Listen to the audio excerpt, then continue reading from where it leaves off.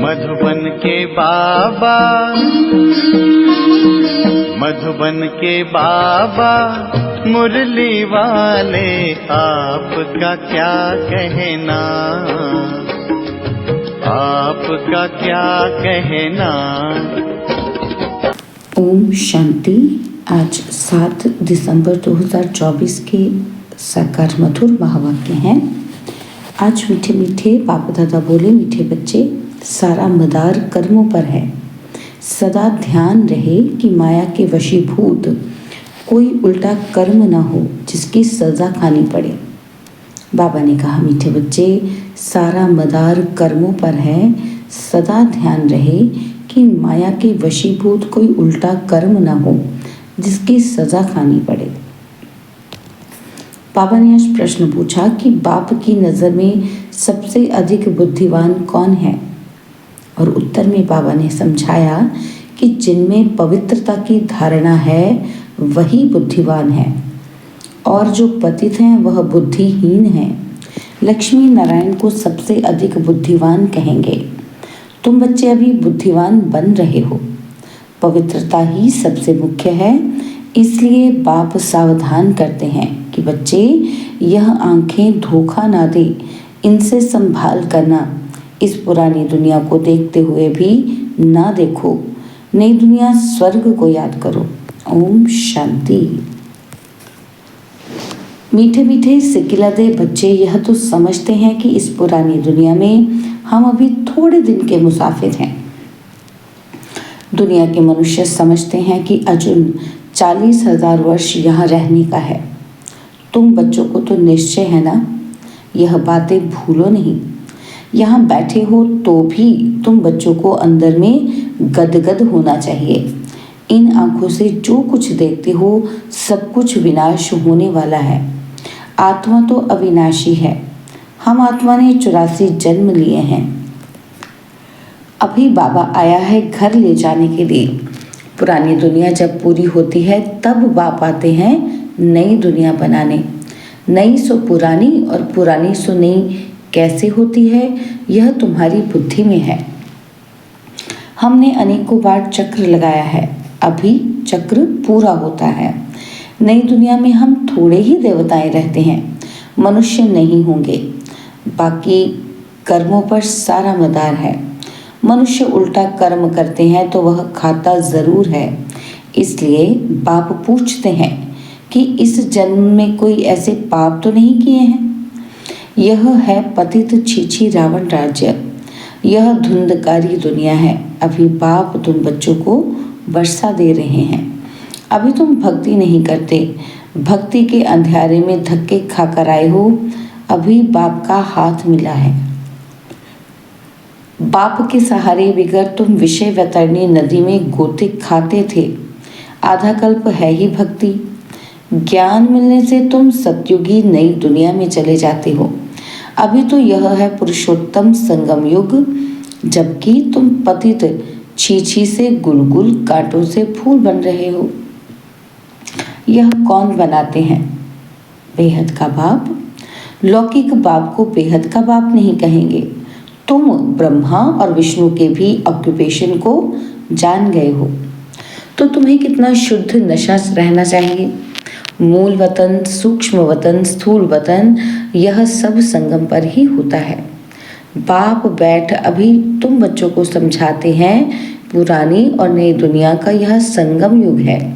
पुकारते भी हैं कि पतितों को पावन बनाने आओ। बाप का भी इस संगम पर पार्ट चलता है। क्रिएटर डायरेक्टर है ना, तो ज़रूर उनकी कोई एक्टिविटी होगी ना। सब जानते हैं कि उनको आदमी नहीं कहा जाता, उनको तो अपना शरीर ही नहीं। बाकी सबको मनुष्य व देवता कहेंगे। शिव बाबा को ना देवता ना मनुष्य कहेंगे। यह तो टेम्परेरी शरीर लोन में लिया हुआ है, गर्भ से थोड़े पैदा हुए हैं। बाप खुद कहते हैं, बच्चे, शरीर बिगर मैं राजयोग कैसे सिखलाऊंगा। हमको मनुष्य लोग भल कह देते हैं कि ठिक्कर भीतर में परमात्मा है, परंतु अभी तुम बच्चे समझते हो कि मैं कैसे आता हूँ। अभी तुम राजयोग सीख रहे हो, कोई मनुष्य तो सिखला ना सके। देवताएं तो राजयोग सीख ही न सके, यहाँ इस पुरुषोत्तम संगम युग पर राजयोग सीखकर देवता बनते हो। अभी तुम बच्चों को अथाह खुशी होनी चाहिए कि हमने अभी 84 का चक्र पूरा किया है। बाप कल्प कल्प आते हैं। बाप खुद कहते हैं कि यह बहुत जन्मों के अंत का जन्म है। श्री कृष्ण तो सतयुग का प्रिंस था और वही फिर 84 का चक्र लगाते हैं। शिव बाबा तो 84 के चक्र में नहीं आएंगे। श्री कृष्ण की आत्मा ही सुंदर से श्याम बनती है। यह बातें किसी को पता नहीं है। तुम्हारे में भी नंबरवार ही जानते हैं। माया बहुत कड़ी है, किसी को भी छोड़ती नहीं है। बाप को सब मालूम पड़ता है। माया ग्राह एकदम हप कर लेती है। यह बाप अच्छी रीति जानते हैं। ऐसे नहीं समझो कि बाप कोई अंतर्यामी है। नहीं, बाप सभी की एक्टिविटी को जानते हैं। समाचार तो आते रहते हैं ना, माया एकदम कच्चा ही पेट में डाल देती है। ऐसी बहुत बातें तुम बच्चों को मालूम नहीं पड़ती हैं। बाप को तो सब मालूम पड़ता है। मनुष्य फिर समझ लेते कि परमात्मा अंतर्यामी है। बाप कहते हैं मैं अंतर्यामी नहीं हूँ। हर एक की चलन से मालूम तो पड़ता है ना। बहुत ही छीछी चलन चलते हैं, इसलिए बाप घड़ी घड़ी बच्चों को खबरदार करते हैं। माया से संभालना है। फिर भल बाप समझाते हैं तो भी बुद्धि में नहीं बैठता। काम महाशत्रु है। मालूम भी ना पड़े कि हम विकार में गए हैं, ऐसे भी होता है। इसलिए बाप कहते हैं कुछ भी भूल आदि होती है तो साफ बता दो, छिपाओ मत, नहीं तो 100 गुना पाप हो जाएगा। वह अंदर खाता रहेगा और वृद्धि होती रहेगी। एकदम गिर पड़ेंगे। बच्चों को बाप के साथ बिल्कुल ही सच्चा रहना है, नहीं तो बहुत बहुत घाटा पड़ जाएगा। यह तो रावण की दुनिया है। रावण की दुनिया को हम याद क्यों करें? हमें तो नई दुनिया में जाना है। बाप नया मकान आदि बनाते हैं तो बच्चे समझते हैं कि हमारे लिए नया मकान बन रहा है, खुशी रहती है। यह तो बेहद की बात है। हमारे लिए नई दुनिया स्वर्ग बन रहा है। अभी हम नई दुनिया में जाने वाले हैं और फिर जितना बाप को याद करेंगे उतना गुलगुल बनेंगे। हम विकारों के वश हो कांटे बन पड़े हैं। तुम बच्चे जानते हो, जो नहीं आते हैं वह तो माया के वश हो गए हैं। बाप के पास है ही नहीं, ट्रेटर बन गए हैं, पुराने दुश्मन के पास चले गए हैं। ऐसे ऐसे बहुतों को माया हप कर लेती है। कितने खत्म हो जाते हैं। बहुत अच्छे अच्छे हैं जो कहकर जाते हैं कि हम ऐसे करेंगे, ये करेंगे। हम तो यज्ञ के लिए प्राण, आज वह है ही नहीं। तुम्हारी लड़ाई है ही माया के साथ। दुनिया में ये कोई नहीं जानते कि माया से लड़ाई कैसे होती है। शास्त्रों में फिर दिखाया है कि देवताओं और असुरों में लड़ाई हुई और फिर कौरवों और पांडवों की लड़ाई हुई। कोई से पूछो ये 2 बातें शास्त्रों में कैसी हैं? देवताएं तो अहिंसक होते हैं, वह होते ही हैं सतयुग में। वह फिर क्या कलयुग में लड़ने आएंगे? कौरव और पांडव का भी अर्थ नहीं समझते। शास्त्रों में जो लिखा है वही पढ़कर सुनाते रहते हैं। बाबा की तो सारी गीता पढ़ी हुई है। जब यह ज्ञान मिला तो विचार चला कि गीता में ये लड़ाई आदि की बातें क्या लिखी हैं। श्री कृष्ण तो गीता का भगवान नहीं है। इनके अंदर बाप बैठा था तो इन द्वारा उस गीता को भी छुड़वा दिया। अभी बाप द्वारा कितना सोचरा मिला है। आत्मा को ही सोचरा होता है, तब बाप कहते हैं कि अपने को आत्मा समझो। बेहद के बाप को याद करो। भक्ति में तुम याद करते थे, कहते थे कि आप आएंगे तो बलिहार जाएंगे, परंतु वह कैसे आएंगे, कैसे बलिहार जाएंगे, ये थोड़े समझते थे। अभी तुम बच्चे समझते हो, जैसे बाप है वैसे हम आत्मा भी हैं। बाप का है अलौकिक जन्म और तुम बच्चों को कैसे अच्छी रीति पढ़ाते हैं। तुम खुद कहते हो कि ये तो वही हमारा बाप है जो कल्प कल्प हमारा बाप बनते हैं। हम सभी बाबा बाबा कहते हैं और बाबा भी बच्चे बच्चे कहते हैं। वही टीचर रूप में राजयोग सिखलाते हैं, विश्व का तुमको मालिक बनाते हैं। तो ऐसे बाप का बनकर फिर उसी टीचर से शिक्षा भी लेनी चाहिए, सुन सुनकर गदगद होना चाहिए। अगर चीची बने तो वह खुशी आएगी ही नहीं। भल कितना माथा मारे, वह फिर हमारे जाति भाई नहीं। यहाँ मनुष्य के कितने सरनेम होते हैं, वह सभी हैं हद की बातें। तुम्हारा सरनेम देखो कितना बड़ा है, बड़े से बड़ा ग्रेट ग्रेट ग्रैंडफादर ब्रह्मा, उनको कोई जानता ही नहीं। शिव बाबा को तो सर्वव्यापी कह दिया है, ब्रह्मा का भी किसी को पता नहीं है। चित्र भी है ब्रह्मा विष्णु शंकर, और फिर ब्रह्मा को सूक्ष्म वतन में ले गए हैं। बायोग्राफी कुछ भी नहीं जानते। सूक्ष्म वतन में फिर ब्रह्मा कहाँ से आया, वहाँ कैसे अडॉप्ट करेंगे। बाप ने समझाया है कि यह हमारा रथ है, बहुत जन्मों के अंत में मैंने इसमें प्रवेश किया है।